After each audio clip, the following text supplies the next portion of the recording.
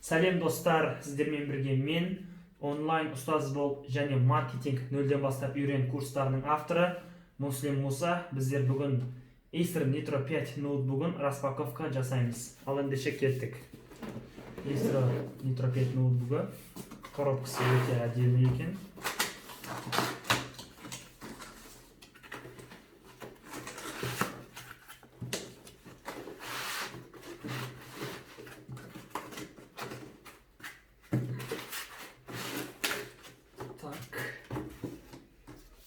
Здесь заречник, правда? Заречник өте үлкен.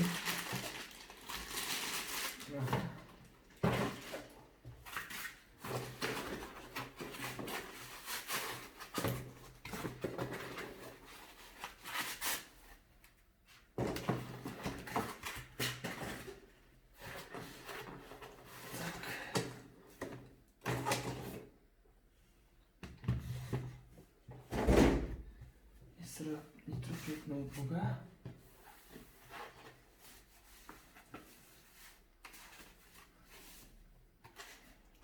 Мінекей.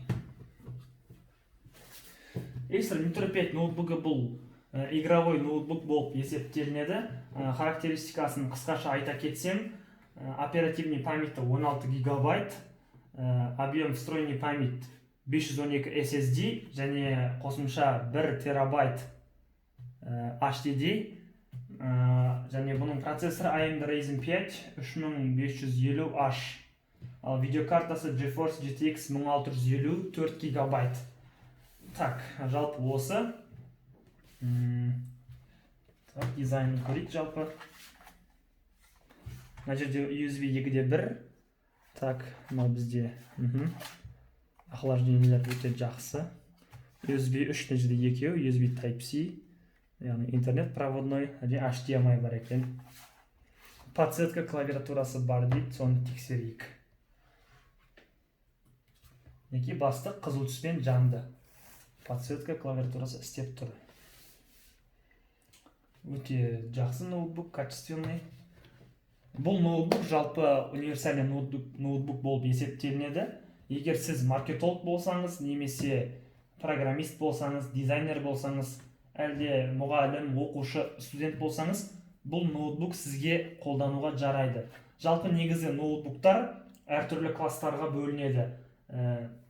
Жаңағыдай игровой ноутбук, ультрабук, трансформер ноутбук, для работы и учебы деп бөлінеді. Егер сіз мысалы для работы и учебы ноутбук, жалпы осы класстағы ноутбукты сатып алсаңыз, сіз бар болғанда бір 2-3 жыл ғана қолданасыз. Одан кейін уже ноутбук әлсіреп жұмыс жасай бастайды.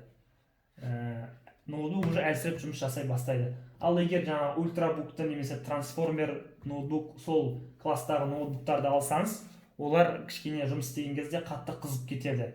Ал мынау игровой ноутбук Acer Nitro 5 бұл универсальный, кез келген қолданушыға жарайды. Бұл қатты қызбайды және ауыр дизайнерский программалар немесе жаңа программированиеге қолданатын Android Studio, мысалы, одан да ауыр программалардың барлығын ноутбук өте жақсы деңгейде көтереді. Және игровой ноутбукты қолдану, мысалы, 5-6-7 жылдай, яғни жақсы осы игровой ноутбукпен жұмыс жасауға болады.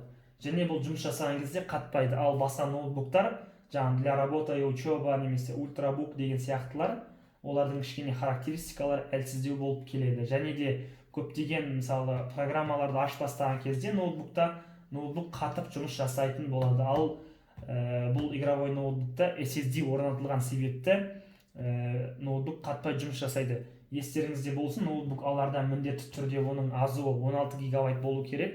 Қазіргі таңда 2020 жылы азуы 8 гигабайт немесе 4 гигабайт, олар уже өте нашар болып есептелінеді.